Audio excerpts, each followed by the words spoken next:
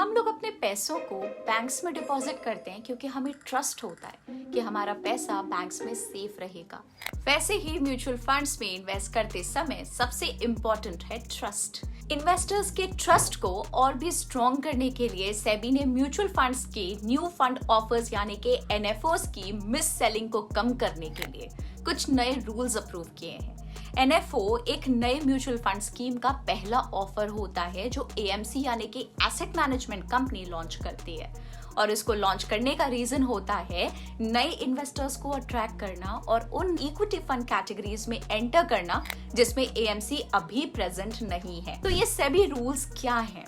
चलिए देखते हैं। एसेट मैनेजमेंट कंपनीज को न्यू फंड ऑफर से कलेक्ट हुए अमाउंट 60 डेज की जगह 30 डेज में स्टॉक मार्केट्स में डिप्लॉय करने होंगे। अगर एएमसीज एनएफओ से रेज किए हुए फंड्स को इस टाइमलाइन में डिप्लॉय नहीं करते हैं तो इन्वेस्टर्स बिना एग्जिट लोड पे किए म्यूचुअल फंड स्कीम से एग्जिट कर सकते हैं। अब इसका फायदा क्या होगा? इससे म्यूचुअल फंड सिर्फ उतना पैसा रेज करेंगे जितना वो 30 दिन में डिप्लॉय कर सकते हैं और इन्वेस्टर का पैसा आइडल नहीं रहेगा।